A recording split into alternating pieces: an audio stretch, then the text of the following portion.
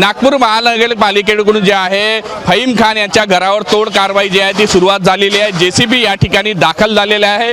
2 जेसीबीच्या साह्यानं खरं तर हे घर तोडलं जाणार। सर्वात पहिले जे टिनाचं अतिक्रमण होतं त्या तोडाला सुरुवात झाली आहे। त्यानंतर जे आहे 2 मजली इमारत आहे त्याला टप्प्याटप्प्यानं तोडलं जाणार आहे। कुठलाही अनुचित प्रकार होऊ नये याची सगळी काळजी जी आहे ती घेतली जात आहे।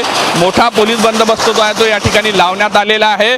टिनाचं शेड होतं ते तोडण्यात आलेलं आहे आणि टिनाच्या शेड नंतर जे आहे पुढील कारवाई जी आहे ते म्हणजे इमारत बांधकाम जे आहे ते तोडण्याचं काम केलं जाणार आहे। संपूर्ण घर तोडलं जाणार असल्याची माहिती महानगरपालिकेकडून दिली जात आहे आणि मोठा कॉमस्कोर नुसार आता isakal.com आहे देशातील नंबर 1 ची मराठी न्यूज वेबसाईट।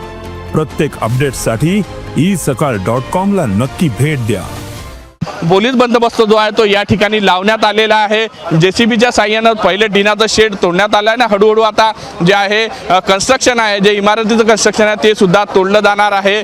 तोड कारवाई जी आहे ती सुरुवात झालेली आहे। फहीम खान याने खरं तर जे दंगल घडवली होती अशा पद्धतीचा आरोप जो होता तो फहीम खानवर होता आणि त्यानंतर जे आहे त्याला पोलीस कोठडी सध्या तो आहे। असं असलं तरी हे जे घर आहे ते लीजवर होतं आणि 30 वर्षाच्या लीजवर होतं। यासाठी खरं तर तिसरा जो आहे आता मलबा हटवण्यासाठी जो आहे पुन्हा एक जो आहे मलबा हटवण्यासाठी जे आहे जेसीबी पोहोचलेला आहे।